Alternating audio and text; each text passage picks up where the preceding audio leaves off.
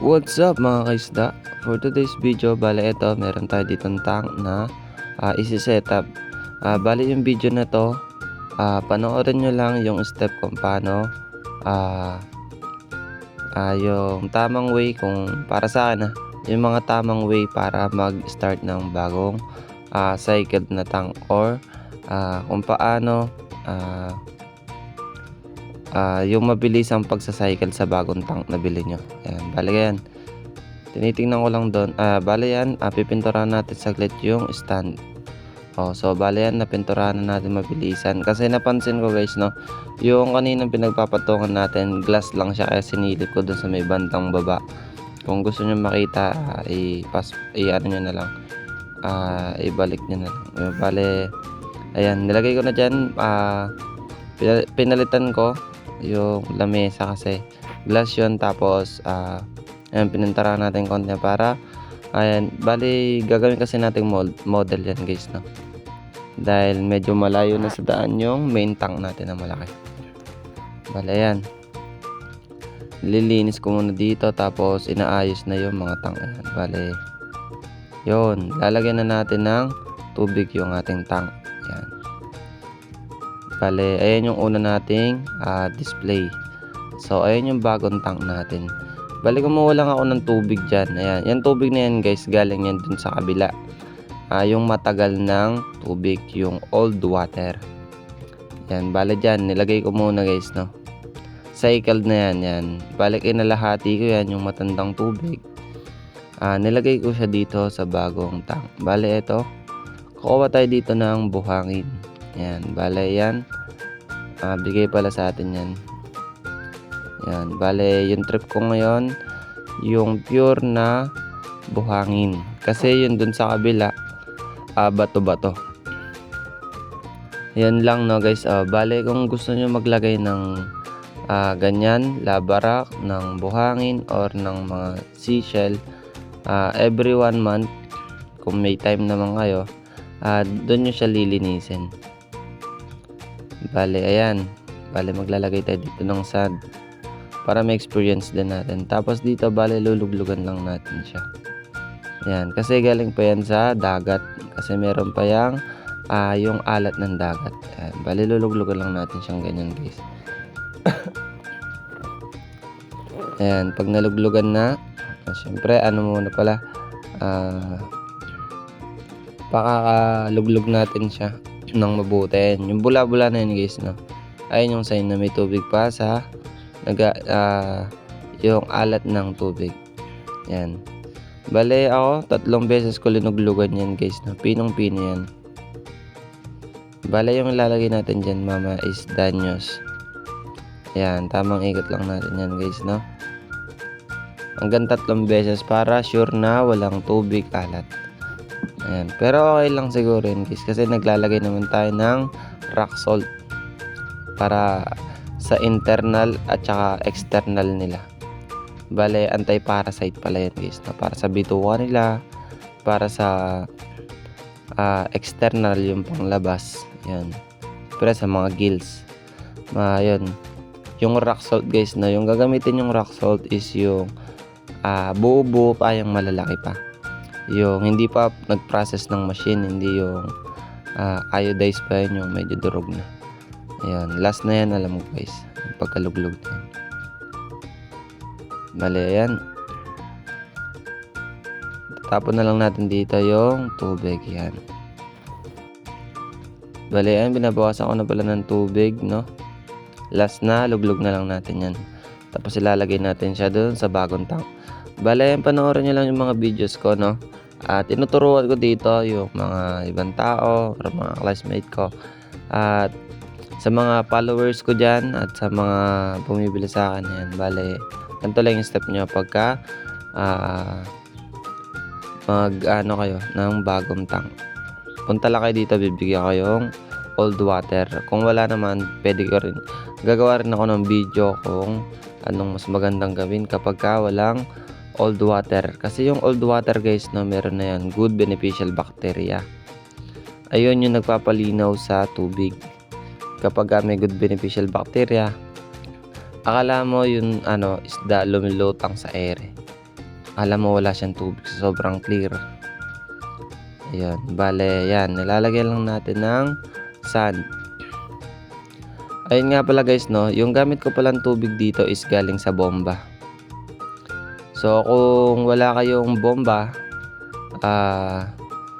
kailangan yung gumamit ng anti-chlorine kung yung tubig nyo ay manggagaling sa gripo. Bale yon, may tamang sukat ng paglalagay ng anti-chlorine sa tubig. Bale yan, gumamit tayo dito ng ilaw para medyo maganda tignan. Bale ayan, kung yung tubig nyo is gripo, yun ko nga, gagamit kayo ng anti-chlorine. Meron naman yun pantakal sa mismong yung takip niya or sa teaspoon or sa kutsara. Bale yon, pag wala kasi siyang anti-chlorine guys, bale yung tubig gripo kasi guys, meron niyang gamot. Yung pinapatay niya yung good bacteria at yung bad bacteria. Bale ayun, ang tubig natin na ayan, tulad niyan, cycle na yan, meron na yung good beneficial bacteria. So mas madali siyang luminaw at hindi mamamatay yung isda natin. Pag wala kasing good beneficial bacteria guys, medyo delikado yun, medyo risky sa mga isda natin. Ayun, bale ayan, and nilalagay lahat natin yung flooring ng bagong tank. Ayan, so yung tubig na yan, galing pa yan sa old tank. Ayan, sa mga gusto maghingi ng tubig dyan, punta lang kayo dito, bibigyan ko kayo guys, Bale yan, tinitingnan ko kung madali umalis yung sand, kasi pwede yan pumasok sa filter natin guys, At ayun, dagdag ko lang guys, kapag yung tubig nyo is galing sa tubig gripo, bale kung cycle na yung tubig nyo at magpapalit kayo, bale magbabawas muna kayo ng tubig, tapos lagyan nyo ng anti-chlorine bago nyo lagyan ng tubig gripo. Basta't palaging mauuna yung anti-chlorine, kasi kapag inuna nyo yung tubig na galing sa tubig gripo tapos sunod yung gamot, tatamaan na ng sakit yung mga isda nyo, or medyo risky din yan. And bale nang huli lang pala tayo dito ng danyos kasi yung ilalagay natin. Bale ise-separate ko lahat ng danyos, lalagay ko dun sa bago natin tank, gagawin natin display. At yung may iwan na lang dyan is molly. Sobrang hirap huliin ng mga danyos guys. Yan, kaya medyo matagal tayo dito. Ayun, or eto tips ko ulit sa paglalagay ng tubig sa mga new tank or old tank nyo. Kung ang gamit nyo ay tubig gripo, okay din yung kumuha kayo ng timba, pero yung timba alamin nyo kung ilang gallons kapag pinuno, kasi dun sa anti-chlorine meron dun nakalagay 20 gallons, 15 gallons, 1 cup, or isang takip niya na pag pinuno mo para sa 20 gallons, 15 gallons. Bali alamin nyo kung ilang gallons yung timba nyo. Kung nalaman nyo na kung ilan yung gallons ng timba, kung for example 15, tapos 15 yung nakalagay dun sa mismong cup, bale madali na sa inyo kung paano nyo timplahin. Ayun, bale yung tip ko dun nyo na mismo timplahin sa timba. Bale babawasan nyo kung old tank na, cycled na, bawasan nyo yung tubig ng tank nyo kung ilan yung ibabawas mo. Tapos kumuha ka ng timba, lagyan mo na ng tubig gripo, tapos lagyan mo na ng anti-chlorine. haluin mo na, i-mix mo na bago mo siya ilaglag sa tank mo. Or meron naman kasing mga monster tank, yung malalaki na. Wait lang guys, no. Bali yata dito sa video natin na to, i-acclimate na natin yan. Ito pala yung tip guys, no. Mag-acclimate kayo ng 15 to 20 minutes para hindi ma-water shock yung ating mga isda. At tips lang guys, no, pag naglilipat kayo ng isda na galing sa ibang aquarium, or tulad sa akin, bumili kayo ng isda guys, no. Tapos lalagay nyo sa tank nyo. I-acclimate nyo muna pero wag nyo sasama yung tubig. Kumare 20 minutes na, lilipat nyo na yung isda na binili nyo sa akin sa tank nyo mismo. Mas okay na wag nyo nang isama yung tubig na nanggaling sa aquarium ko, kasi malay nyo may sakit or polluted na yung tubig. Ayan, isang tips lang yun guys, no, para hindi na possible na magkaroon ng bacteria yung aquarium nyo. Bad bacteria or yung infection or mga sakit. Ayan, balik tayo dun sa eto, lalagyan ko na to ng tubig bomba naman, yung binobomba. Sa akin guys, no, nirerekta ko kagad, kasi ako di ko na kailangan ng anti-chlorine, kasi bomba naman to, wala siyang gamot na kagaya sa gripo. Ayun yung kagandahan sa tubig gripo guys, no. Talagang wala siyang chemicals na tulad sa gripo na may halong gamot. Bale ayun, no guys, no, balik tayo dun sa sinasabi kong pagtitimpla.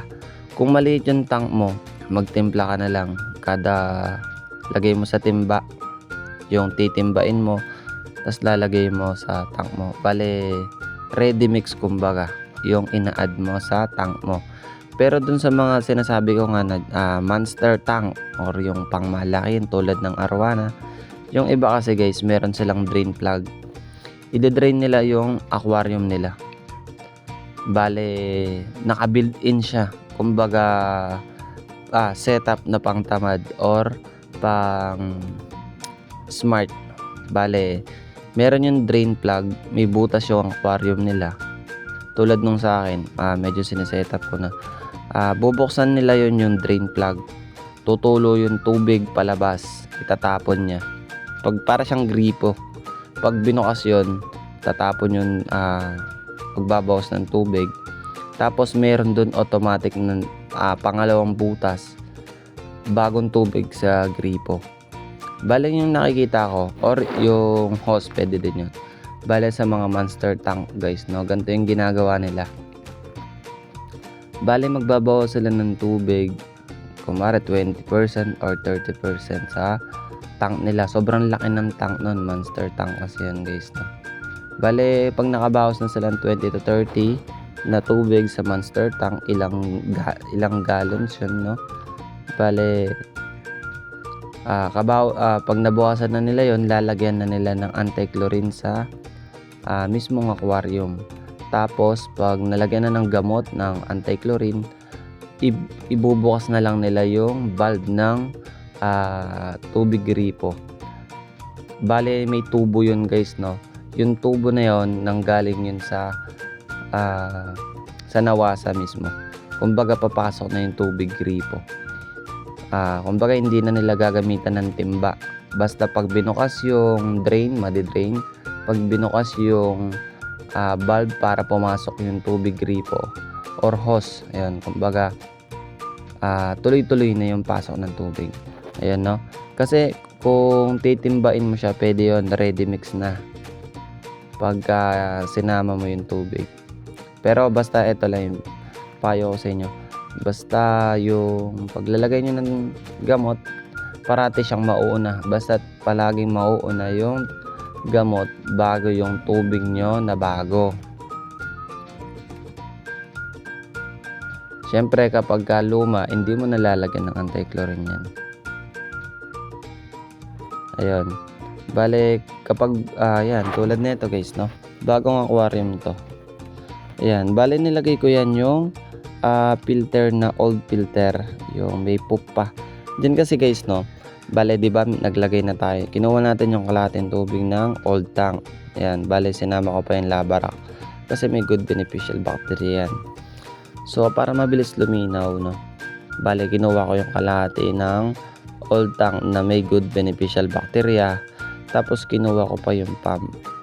Bale, yung pump kasi na yan guys, no, yung filter natin, dyan yung nakatira yung mga good beneficial bacteria natin.